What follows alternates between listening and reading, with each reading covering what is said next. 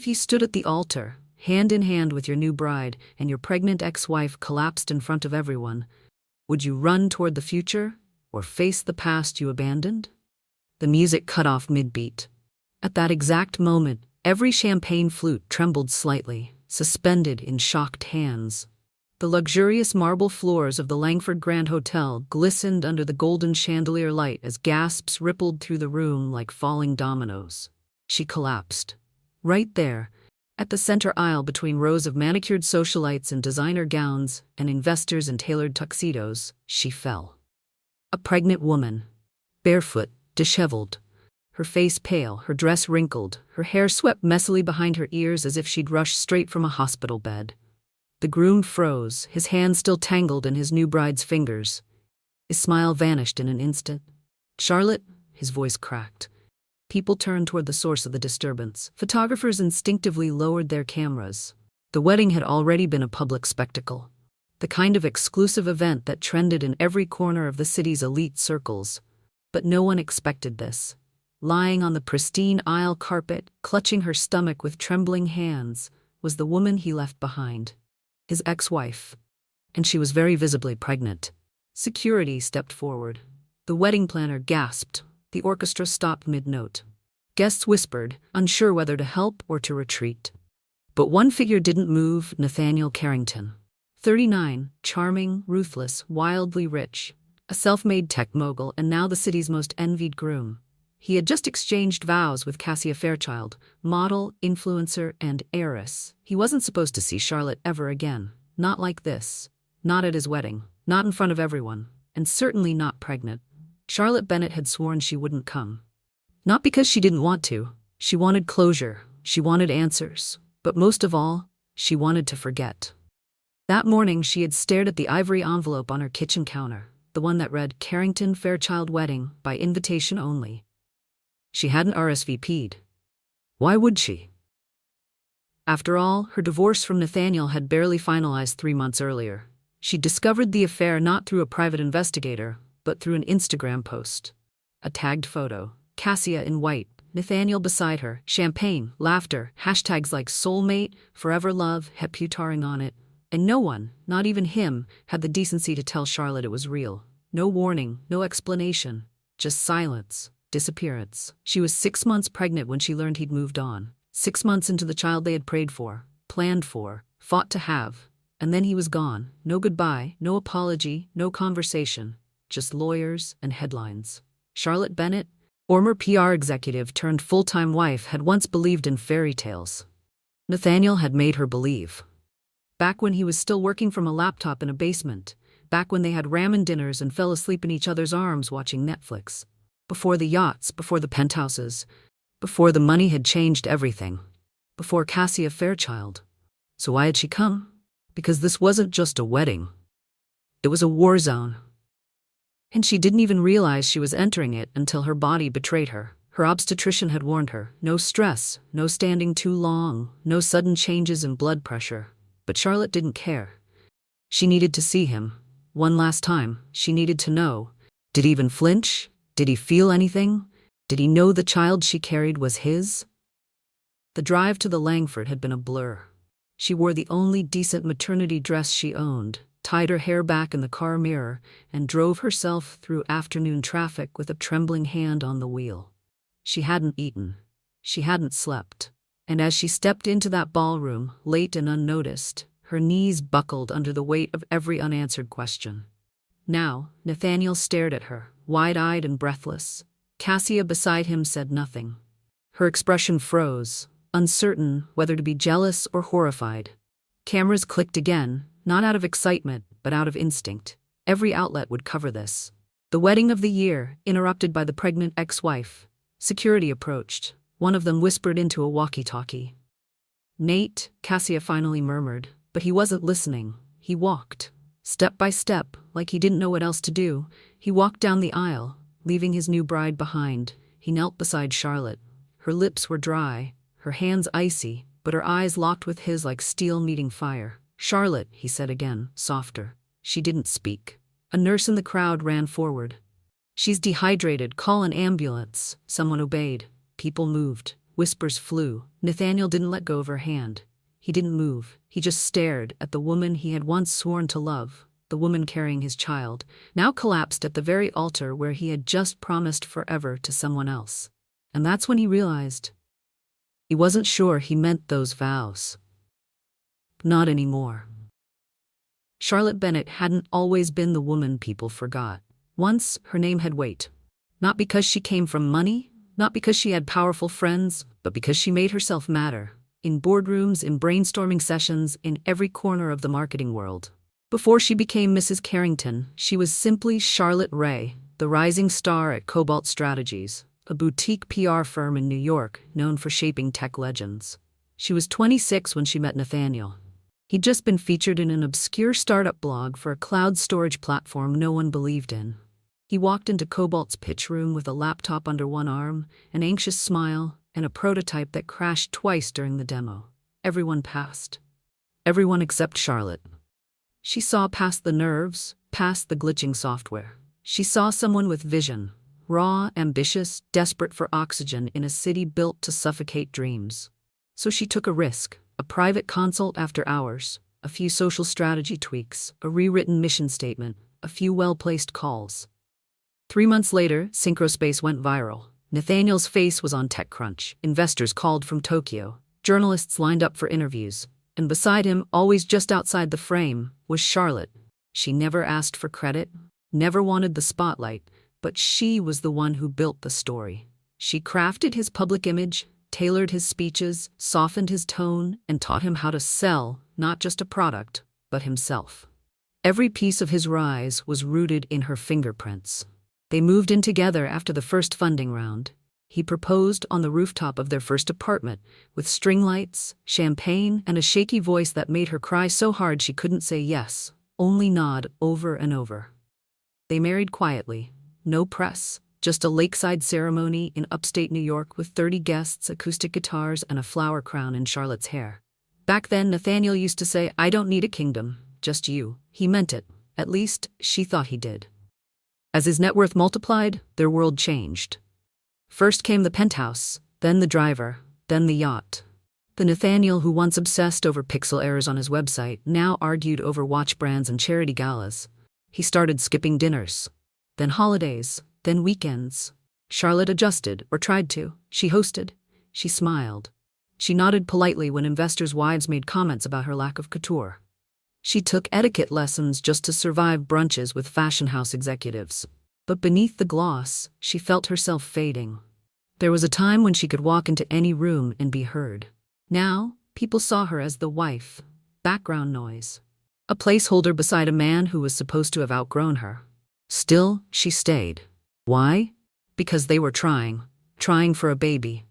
It was the one thing they had promised each other before the world became too loud. They'd had losses, 2 miscarriages in 4 years. Each one quietly mourned behind blackout curtains and hospital doors. Each one tearing a little more from Charlotte's already fragile soul. When she got pregnant for the 3rd time, she didn't tell Nathaniel right away. She waited for the perfect night.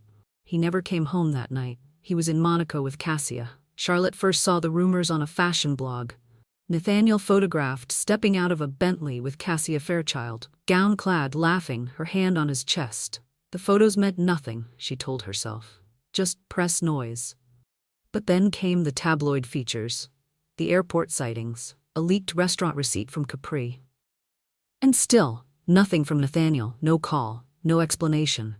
Just silence, her heart shattered in quiet pieces. She hadn't even told him yet, about the baby, about the 3rd chance they never expected. She had bought little socks, planned a reveal. She was going to surprise him after the Paris conference. He never came back from Paris.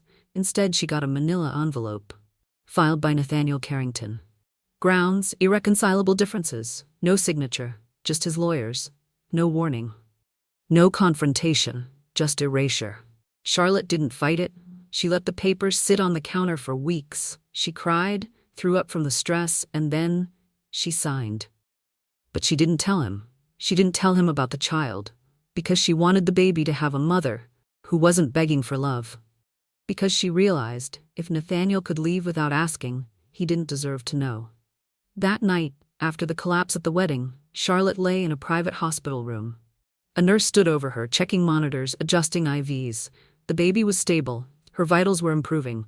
But her hands still shook. The door creaked open. She turned. Nathaniel stood in the doorway, disheveled, confused. Still wearing his wedding tux, but the boutonniere was gone. His tie loosened, his eyes tired. He stepped in slowly. "I didn't know," he said softly. "No," she replied, voice barely above a whisper. "You didn't ask." He swallowed hard. "Is it mine?" Charlotte didn't answer. "Not yet. Why didn't you tell me?" Her eyes met his, cold, still, but not weak. "Because you were already gone, and I wanted our child to grow up knowing their mother didn't beg a man to stay."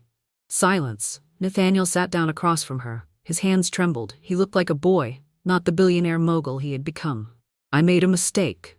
"No," Charlotte corrected. "You made choices, and so did I." She turned her head toward the window, toward the skyline she once knew like a heartbeat. He sat in silence, unsure what to say. But one thing was clear. Charlotte Bennett wasn't the forgotten bride anymore. She was rising, and this time she wasn't looking back. Cassia Fairchild had always known how to command attention. At 29, she had built a global brand around her name. Luxury skincare, fashion collabs, motivational speaking. She was the girl who turned Instagram followers into millions, who posed beside yachts, champagne, and museum-grade lighting. She didn't beg for relevance. She built it. But that night, as she stood frozen at the altar in her 1,000-thread-count wedding gown, cameras still pointed her way, but not for the reasons she'd planned. They weren't capturing her glow or the designer pearl-embellished veil flowing behind her. They were filming her replacement collapsing in the middle of her dream. And the worst part? Cassia hadn't known the woman was pregnant, or Nathaniel's ex-wife. Not until the murmurs reached her ears and the whispers turned into stares. "Is that Charlotte?" someone said near the champagne bar. "Is she pregnant?" "No way. Is it his?" Cassia had heard it all. Every syllable felt like acid trickling down her spine. She didn't cry, not yet. She stood there, fists clenched beneath layers of silk and tulle, as Nathaniel walked away from her, down the aisle, toward a woman she was promised he had nothing left for. "Cassia," someone from her PR team whispered, "we should escort you out. This is going to get messy." "No," she snapped. "Let them look." Her tone was sharp, controlled, but her insides burned like a wildfire. This wasn't just a personal betrayal. This was public. This was viral. And in her world, perception was everything. That night, hours after the wedding was officially postponed, the hashtags began trending. #CarringtonChaos, pregnant at the altar, Charlotte returns, billionaire bride backlash. Clips of Charlotte fainting played in slow motion across every social platform. Gossip channels jumped on it. YouTubers speculated timelines. TikTok detectives pulled up old photos of Charlotte and Nathaniel together, contrasting them with the curated posts Cassia had uploaded just days earlier. Someone even found the ultrasound pic Charlotte had posted on a private Facebook account, blurry, dated 6 weeks after her separation from Nathaniel. The math added up. It was his baby. And Cassia? She was trending for all the wrong reasons. Imagine getting married and the groom leaves mid-vow for his pregnant ex.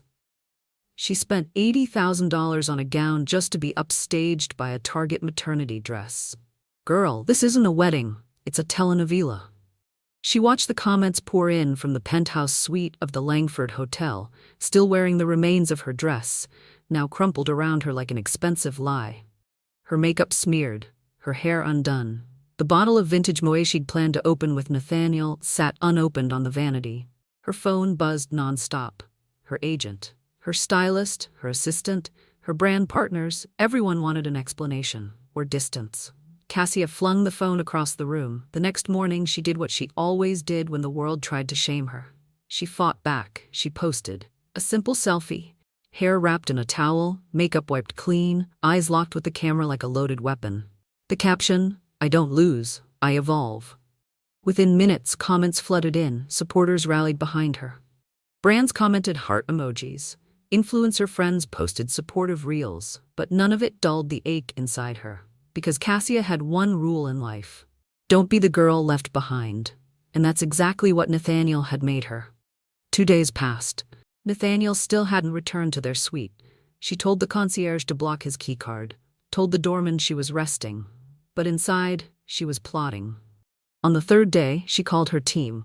"I want every interview slot this week," she said. "Podcast, press, live stream. I don't care. I want airtime. We're flipping the narrative." "Cass, I don't know if that's a good—" "You don't pay me to play safe," she snapped. "You pay me to win." So she sat under ring lights, sipped lemon water, and told the world how blindsided she was.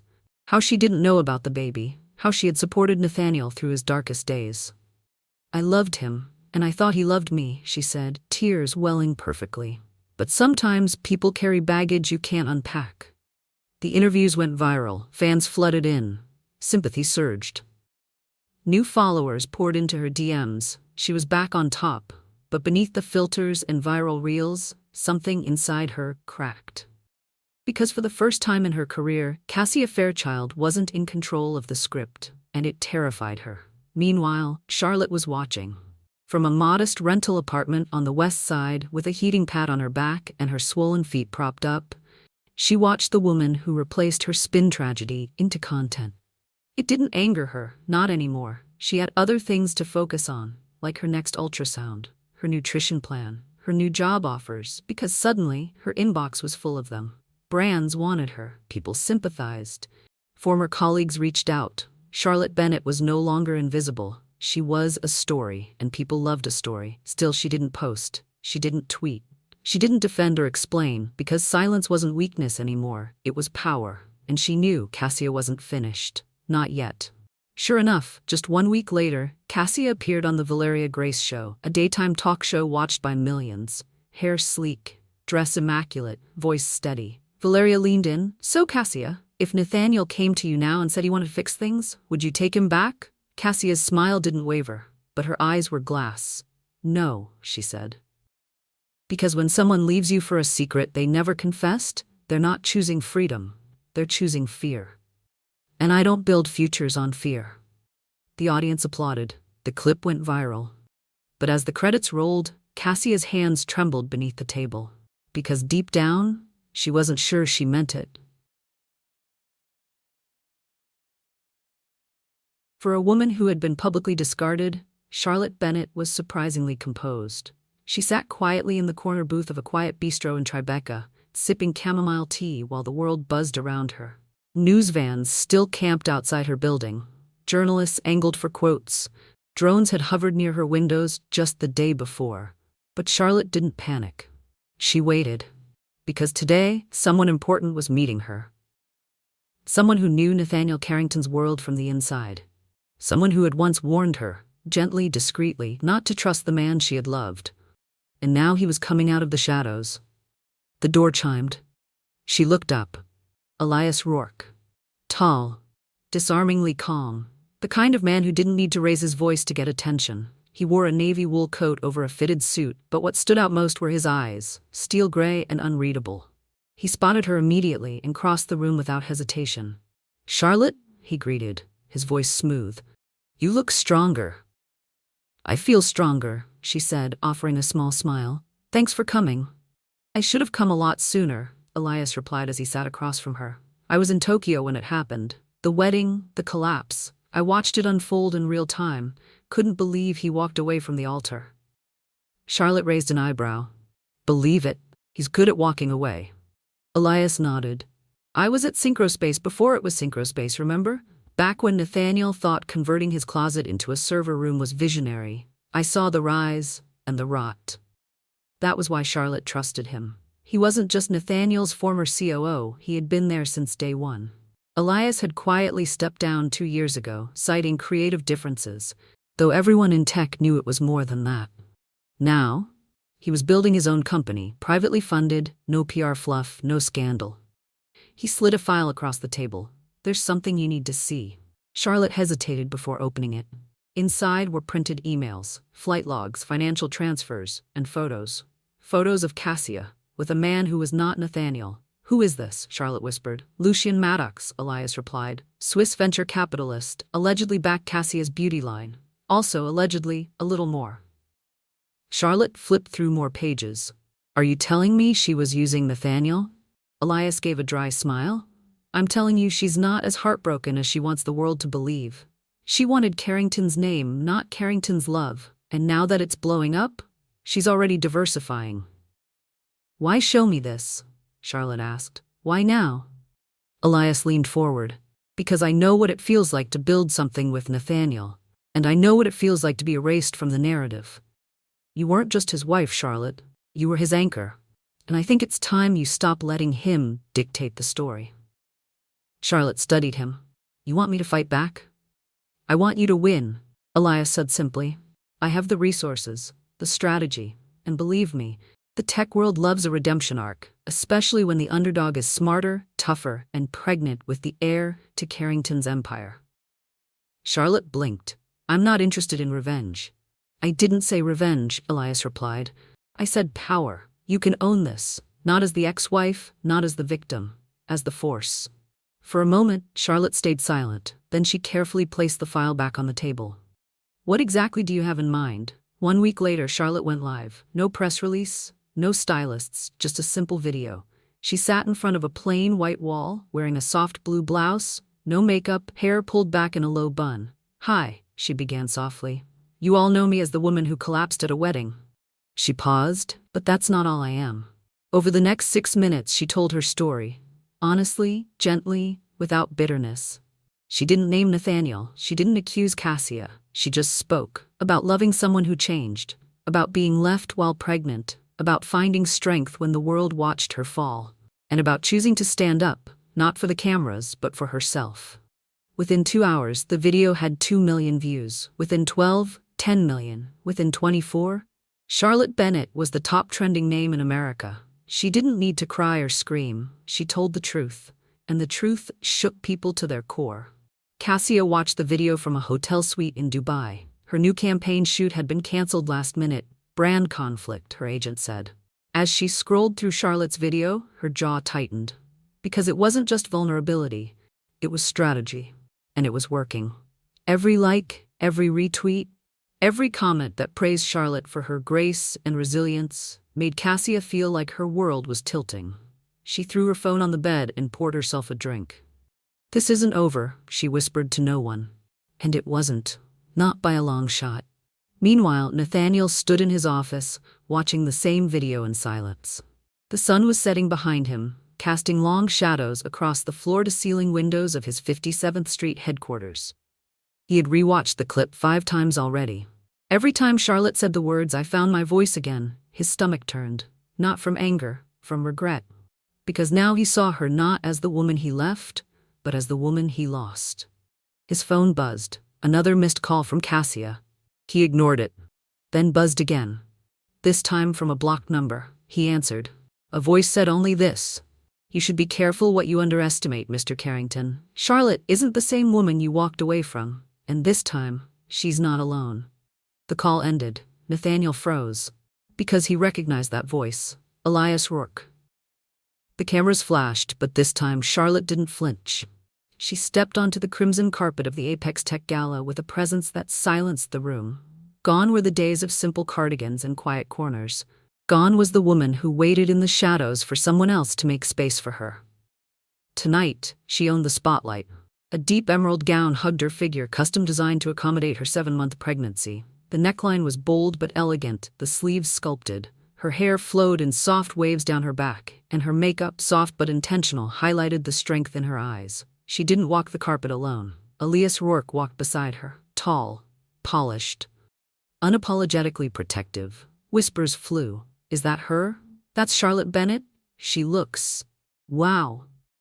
She brought Elias Rourke? What is going on?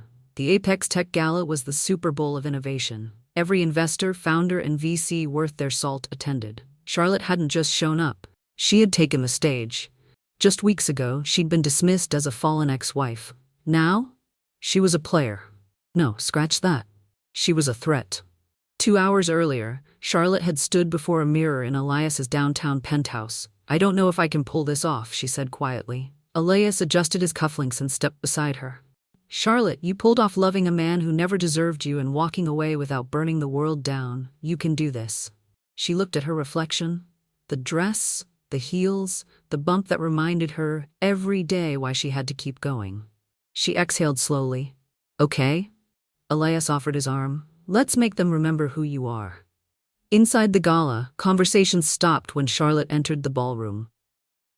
Investors turned, executives did double takes. Even the Apex CEO, Nolan Burns, walked away mid-sentence just to greet her. "Miss Bennett," he said with a smile, "you look formidable." "Thank you, Nolan," she replied calmly. "It's been a long time. Not too long, I hope. I hear you're back in the game?" Elias chimed in smoothly. "She's not just back, she's leading." "Ah," Nolan nodded. "So it's true, you're launching?" Charlotte's smile didn't waver. "Watch the headlines tomorrow." That was all she said before moving on, leaving Nolan stunned. It wasn't just small talk, it was a warning. Because Charlotte was launching. She and Elias had spent the past few weeks quietly assembling a dream team. Engineers, designers, data scientists, all people who had once left Synchrospace out of frustration with Nathaniel's ego. The new startup? Thrive. A women-led platform focused on data-driven mental health tools for expectant mothers. Mobile-first, AI-backed, secure, scalable, and unapologetically Charlotte's. They hadn't taken any funding yet, because they didn't need it. Elias had already seeded $8 million of his own capital, and the moment the teaser site went live, featuring Charlotte, her story, and her mission, interest exploded.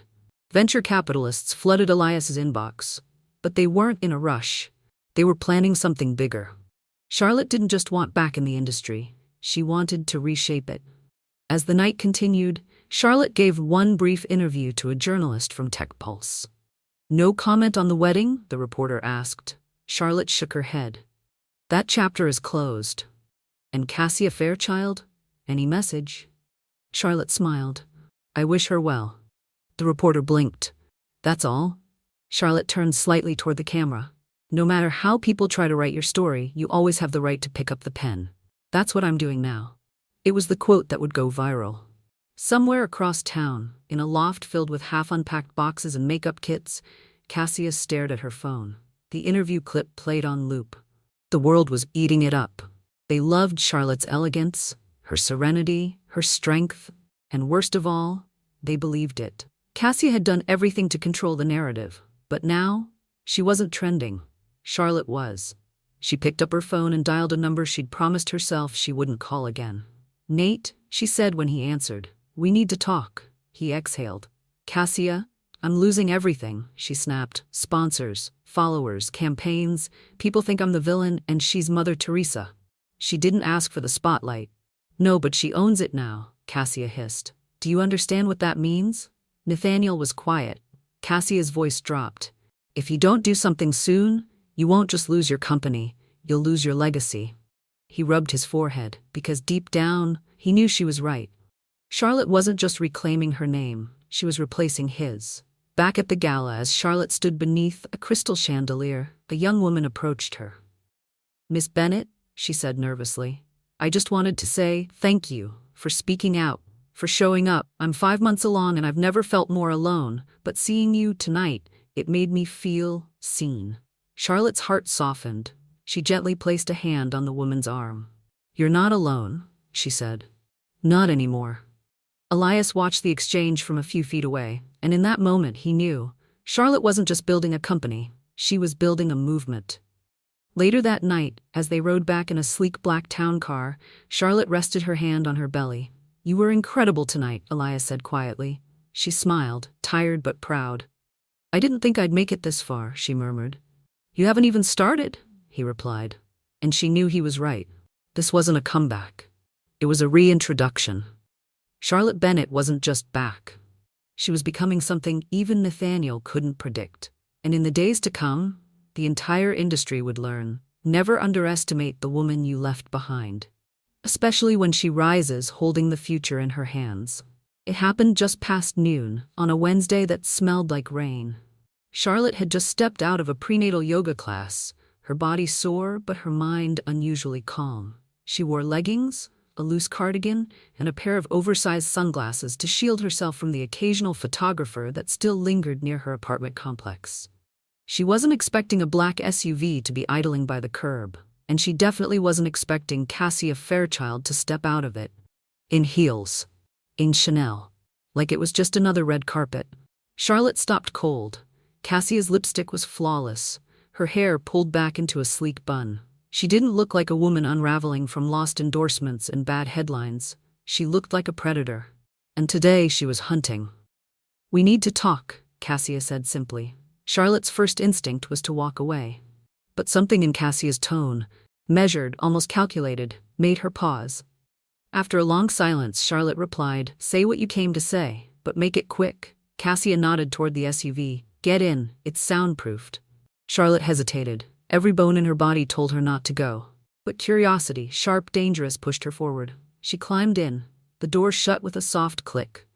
Inside was cool leather, soft lighting, and an unmistakable tension that thickened the air like fog. Cassia didn't waste time. "I know what you're doing." Charlotte raised an eyebrow. "And what's that exactly?" Cassia leaned in slightly. "You're building a revenge arc, dressing it up as empowerment, and I'll admit, it's smart. You're playing it slow, classy, emotional, but don't think for 1 second I don't see the playbook." "I'm not playing anything," Charlotte replied coolly. "I'm just telling the truth." Cassia smirked. "Right, and that gala? That was just a peaceful stroll down memory lane?" Charlotte folded her hands over her belly. "You wanted the spotlight? Now that someone else has it, you're panicking." Cassia's smile faltered, just a flicker. Then she leaned back, crossed her legs, and delivered her line like a bullet. "I want to make you an offer." Charlotte didn't flinch. "I'm not interested in money, Cassia." "Oh, I know," she said, waving a hand. "You've got Elias, you've got your startup, you've got sympathy and a baby and a glow that makes you look like Mother Earth meets Oprah. But what you don't have is peace." Charlotte tilted her head. "Meaning?" "Meaning," Cassia said slowly. "You have no idea what Nathaniel is capable of when he's cornered. You think this ends with some startup funding and public praise? You're threatening his legacy. And I promise you, he's preparing a counterstrike. NDAs. Lawsuits. He'll dig into your past, your financials, even your medical records." Charlotte narrowed her eyes. "I've done nothing wrong." Cassia sighed. "That's never stopped him before." A long silence passed between them. Then Cassia reached into her handbag and pulled out a folder. "I have emails, screenshots, conversations I was never supposed to see. Proof that Nathaniel manipulated investors, buried sexual harassment claims, lied to regulators." She held the folder out. Charlotte didn't move. "Why are you giving this to me?" she asked cautiously. Cassia's tone dropped to a whisper. "Because he used both of us. And if he's going down, I want front row seats." Charlotte stared at her. For the first time, Cassia didn't look like the villain. She looked like a woman who had realized far too late that she'd been a pawn in a game she thought she controlled. "I'll take it," Charlotte said finally. "But not because I want revenge." Cassia laughed softly. "Of course not." Charlotte took the folder. "And for the record," she added, "this baby, this isn't a weapon. This is my future, and I won't let either of you corrupt it." Cassia didn't reply, but as Charlotte opened the car door and stepped into the drizzling street, she glanced back just once, and for the first time since the wedding, she saw something in Cassia's eyes that almost resembled respect. Later that night, Elias flipped through the folder. His jaw tightened. "This is bad. If this gets out—" "It won't," Charlotte said. "Not yet." They sat in Elias's office, the skyline glowing behind them like a stage set. "I don't want to destroy him," Charlotte said. "But I will defend myself." Elias nodded. "Then we need to prepare." Charlotte leaned back in the leather chair, her hand resting gently on her stomach. For months, she had reacted to what others did. Now she was setting the tempo, and it felt terrifyingly good. Across the city, Nathaniel Carrington stood in his boardroom, surrounded by lawyers. The documents Cassia leaked were being tracked. They knew someone had broken protocol. What they didn't know yet was that Charlotte had them. He stared out the window, hands clenched behind his back. She was no longer silent. She was no longer soft. And the more he tried to control the narrative, the more the world seemed to favor her version of it. "Sir?" his legal counsel asked. "How should we proceed?" Nathaniel didn't answer right away. He just whispered, "We go on the offensive." The next morning, Charlotte received a cease and desist letter. It accused her of slander, breach of privacy, and attempting to cause reputational harm to Mr. Carrington and his company. She read it once. Then she smiled, because that meant one thing: he was scared, and fear meant she was winning. The moment Charlotte clicked upload, there was no going back. The screen blinked, the progress bar turned green, and just like that, the truth was live. She sat in her modest home office, nothing flashy, just a clean white backdrop and soft lighting, and stared at the video's thumbnail now sitting at the top of her new YouTube channel. It wasn't clickbait. It wasn't drama. It was titled simply, "The Truth About My Marriage to Nathaniel Carrington." No tears, no theatrics, just truth, and within 10 minutes it was trending. "Let me be clear," her voice opened softly. "This isn't about revenge. It's about accountability." She sat tall, her hands folded gently on the desk, her baby bump visible beneath a powder blue blouse. "I was married to a man who built an empire while quietly breaking the people around him. I stayed silent for a long time because I thought protecting him meant protecting the child we created together." She paused, her eyes unwavering. But silence only ever protects the wrong people. Charlotte laid it out. Not all the details, not everything, just enough. How Nathaniel ghosted her during pregnancy, how he filed for divorce without a conversation, how his current image of success was built on the backs of employees who were silenced, pushed out, or buried under NDAs. She didn't drag Cassia. In fact, she didn't even name her, and she didn't cry, not once. Because this time, Charlotte wasn't broken, she was in control, and the world noticed. By the next morning, the video had over 14 million views. News outlets picked it up. #Carrington cover-up trended globally. Op-eds exploded. The New York Times wrote, "What happens when the ex-wife refuses to disappear?" Forbes titled their piece, "Charlotte Bennett isn't just speaking up, she's leading." In social media, it exploded with praise. She didn't just tell her truth, she brought receipts. "I'd vote for Charlotte for president, honestly. This is how you take down a narcissist, with calm facts and full poise." But it wasn't just public opinion shifting. Private conversations were unraveling too. Because with that one video, Charlotte gave something dangerous to a lot of people Nathaniel had wronged: permission. 2 days later, a former Synchrospace engineer anonymously posted her NDA agreement on Twitter. Redacted, but damning. Then another woman came forward, then a contractor, then a former intern. Stories poured in about unethical business practices, unpaid overtime, harassment swept under the rug. The SEC launched an inquiry within 48 hours. Suddenly, Charlotte Bennett wasn't just the ex-wife who spoke up. She was the spark of a reckoning. Nathaniel watched it all unfold from his penthouse. His lawyers paced, his PR manager quit, he yelled at the TV, through his phone, demanded statements, threatened lawsuits. But no matter what he did, the damage grew. Every time he issued a denial, someone else shared proof. He tried to smear Charlotte, leaked stories to gossip outlets about her being unstable, emotionally erratic, unfit to lead a company. But it backfired. People saw through it. Especially women. Especially mothers. Every smear made her stronger. Because now, she wasn't just Charlotte. She was every woman who had been erased and told to smile about it. At Thrive headquarters, a small but growing loft office in Brooklyn, Charlotte watched the news coverage with her team. They'd just finalized their product prototype. Beta testing was scheduled for the next month. Press interest had tripled since the video went live. Elias stood behind her chair, reading aloud from a TechCrunch article. Thrive? A startup born from strength, not scandal. Charlotte exhaled. "We need to stay focused," she said. "We're not building this to spite anyone.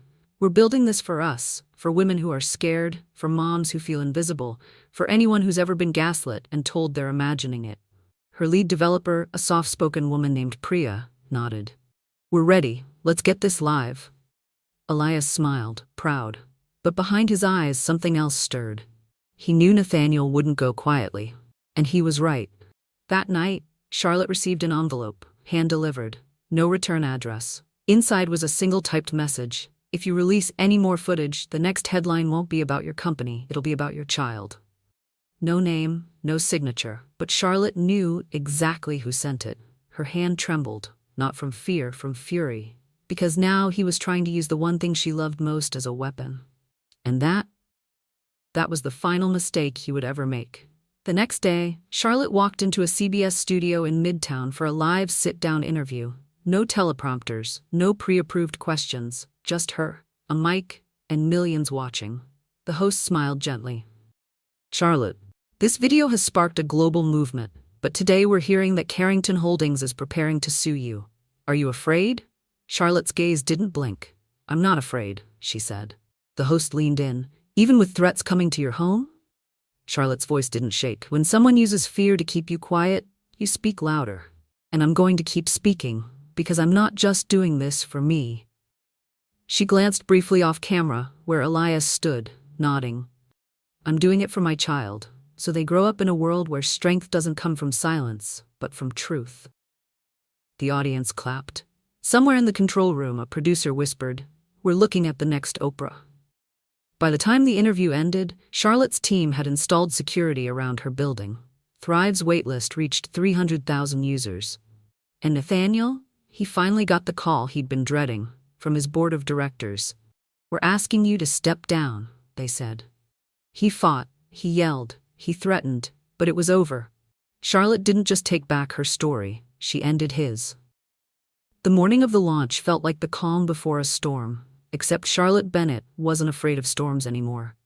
She stood at the edge of Thrive's modest Brooklyn office, watching her team scramble with last-minute checks, server loads, user queues, media calls. She could feel the buzz humming through the walls. Everyone moved with purpose, with urgency, with the quiet excitement of people who knew they were on the verge of something historic. Elias approached, phone in hand. We're 5 minutes out. Charlotte nodded. And the waitlist? He smiled. Over 1.1 million. She raised an eyebrow. We only projected 400,000 by launch day.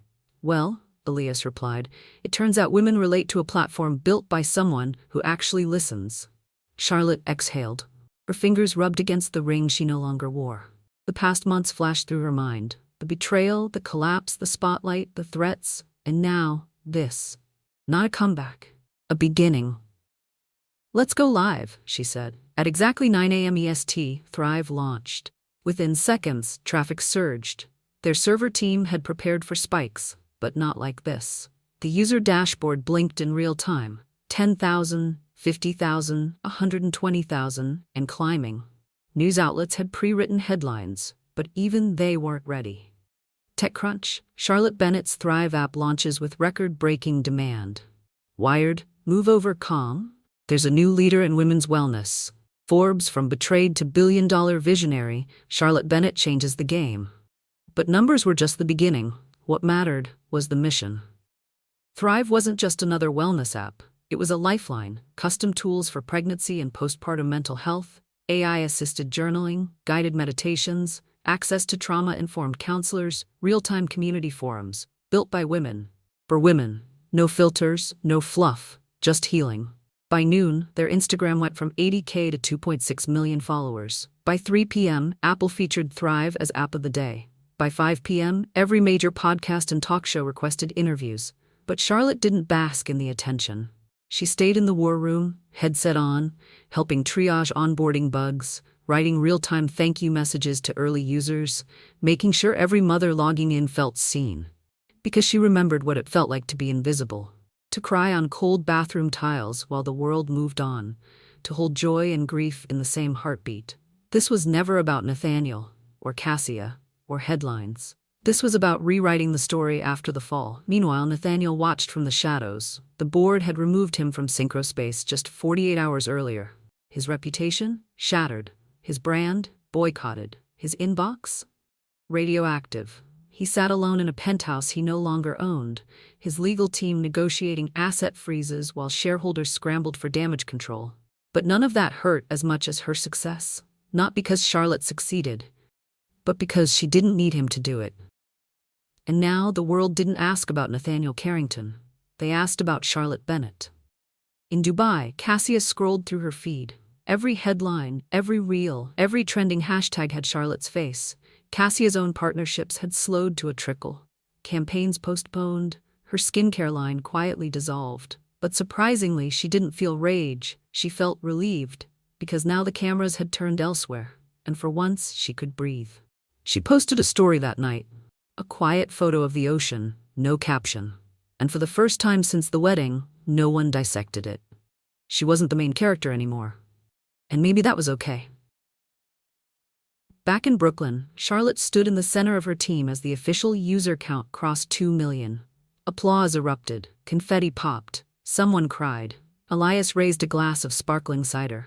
To Charlotte, he said, voice steady, for turning pain into purpose, and for reminding us all there's no limit to what a woman can build when she's no longer silenced. Everyone cheered.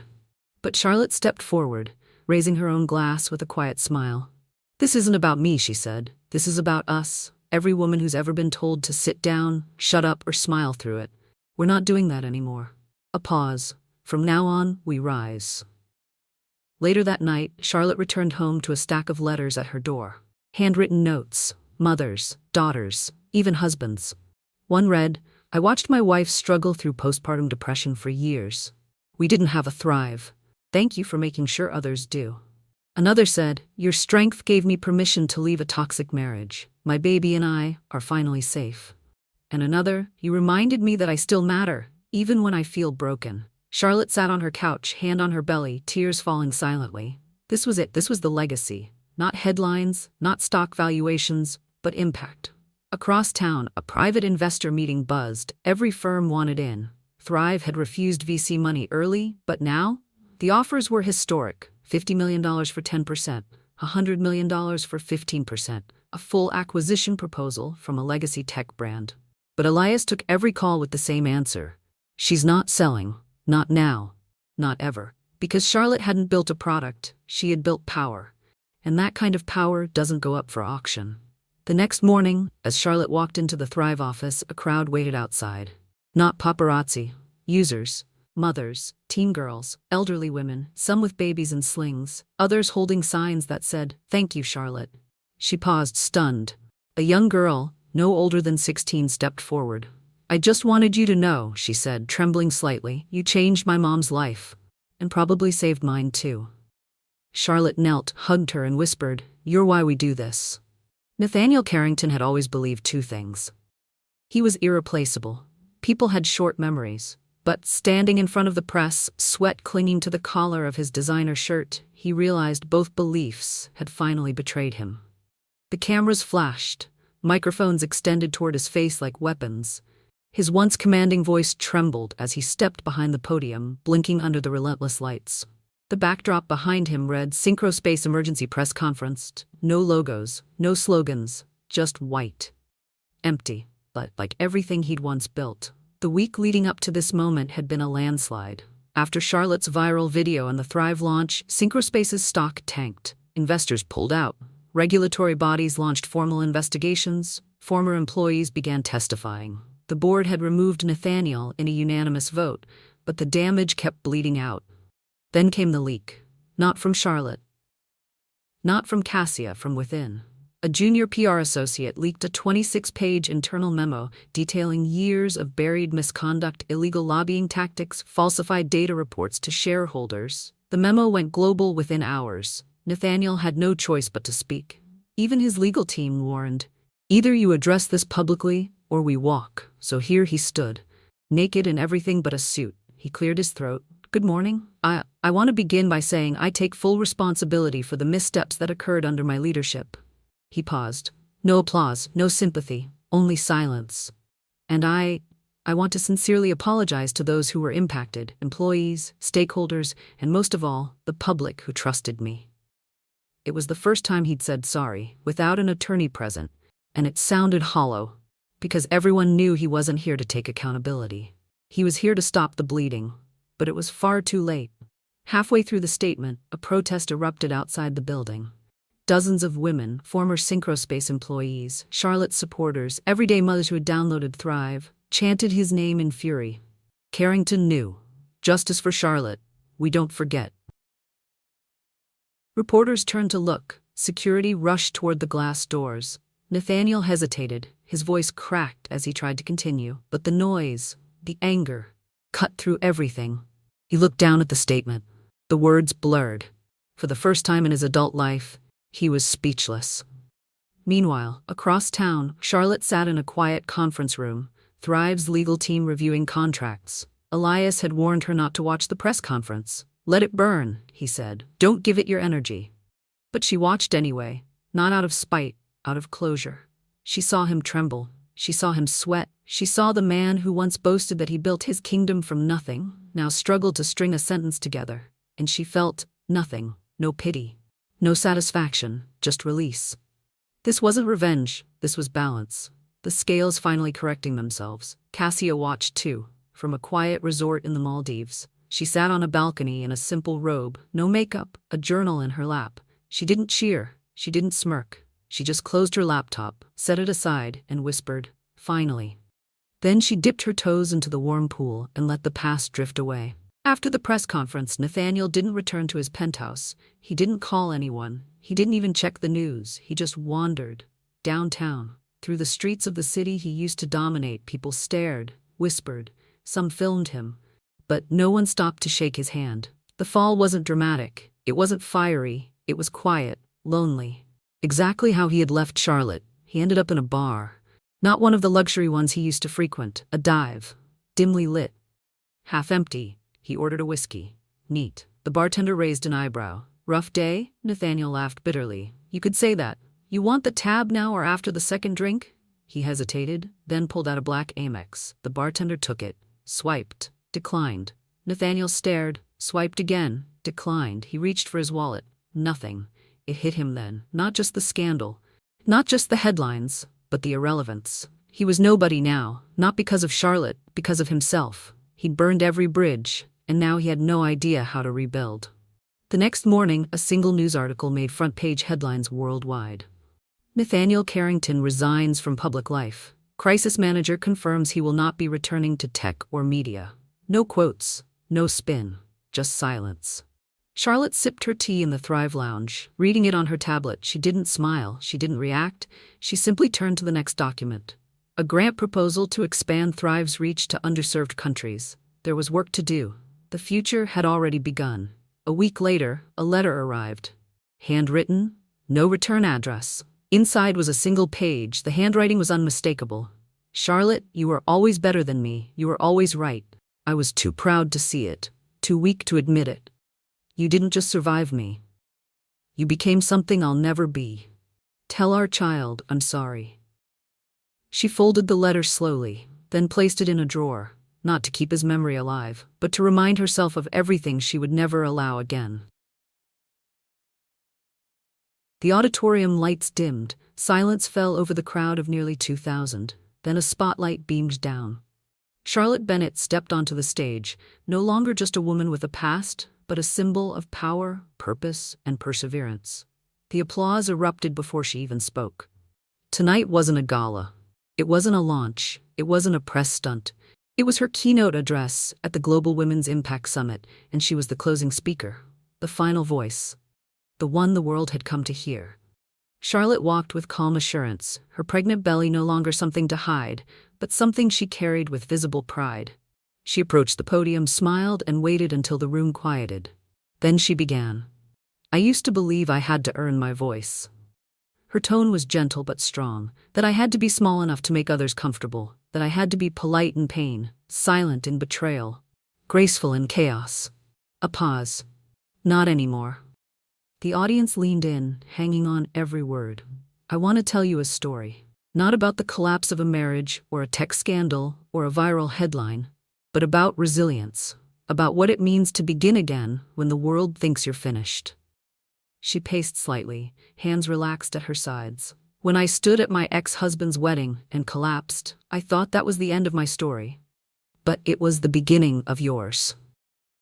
She looked out at the audience. You, every woman watching, every mother who felt invisible, every daughter who was told to sit still and smile, every survivor who walked through fire and was told she should be thankful for the heat.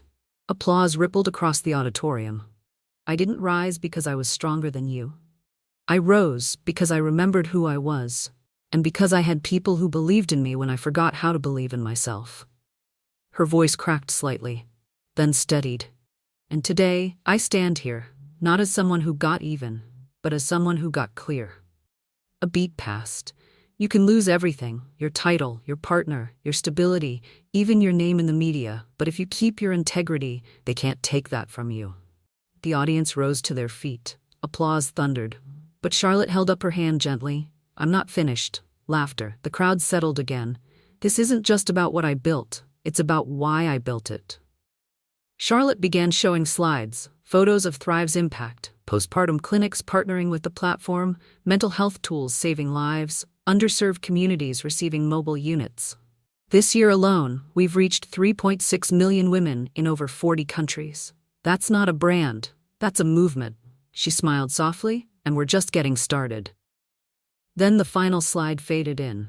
A photo of Charlotte holding her newborn son, his tiny hand wrapped around her finger. Gasps rippled through the crowd. Her voice lowered. He was born 3 weeks early. I went into labor after a night shift at the office, building a tool for single mothers. I held him, and I knew, this is the legacy. Not code, not valuations, not headlines, but hope. Elsewhere in the crowd, Cassia Fairchild sat quietly in the back row. Disguised in a beige cap and no makeup, she had snuck in unnoticed. But she didn't need to be seen. She just needed to witness it. And for the first time in years, she felt something unexpected: peace. Because despite the scandals, the backlash, the internet dragging her name through the dirt, she saw now that Charlotte hadn't destroyed her. She had freed her. Cassia would build again, but this time, not on someone else's name. After the speech, media outlets flooded the web with praise. Time magazine, Charlotte Bennett defines the future of leadership. CNN, from collapse to conqueror, Bennett's speech draws global standing ovation. BBC, a new era for women's tech begins with a mother's voice. Podcasts dissected it. TikToks quoted it. Oprah called it the most important keynote of the decade. But Charlotte didn't chase the coverage. She went home, changed into pajamas, and fed her son. Because this was the life she'd fought for. The one that didn't require filters or applause, just presence. The following month, the United Nations invited her to join their Women's Innovation Board. She accepted. Thrive received its Series A round, led entirely by women investors. She accepted that too. But when Forbes asked her to pose for their next cover, she declined. "Put my team on it," she said. "Every woman who helped build this. I don't need to be the face. I just need to keep building." And she did. With every school she funded, every therapy center she opened, every life she quietly changed, Charlotte didn't aim to be the most powerful woman in the room. She aimed to make sure every woman knew she belonged in the room to begin with. Years passed. Thrive expanded to 72 countries. Her son grew into a kind, brilliant boy who loved robots and strawberry pancakes. Charlotte never remarried. She never needed to. Her life was full, her heart whole. One day, while walking through a park, she overheard 2 young women talking. "She's the reason I went back to school," one said, pointing at a billboard with Charlotte's quote. The other nodded. "She made me feel like being broken didn't mean I was worthless." Charlotte smiled quietly and kept walking, because that was the legacy, not the app, not the speech, but the reminder. You don't have to burn down to rise, you can bloom. As Charlotte rocked her son to sleep one evening, he looked up with tired eyes and asked, "Mama, were you ever scared?" She kissed his forehead. "Every day," she whispered. "But I did it anyway." He smiled and closed his eyes, and Charlotte leaned back in the rocker, tears slipping down her cheeks, not from pain, from peace, because she'd survived, she'd built, she'd inspired, and most of all, she'd never let anyone write her ending.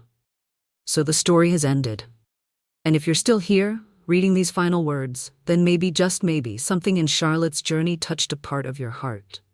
Maybe it reminded you that silence isn't strength. That healing doesn't always come with revenge, but with truth. Charlotte didn't win by screaming louder. She won by standing still, by not crumbling when the world tried to erase her. She turned betrayal into boundaries, and pain into purpose.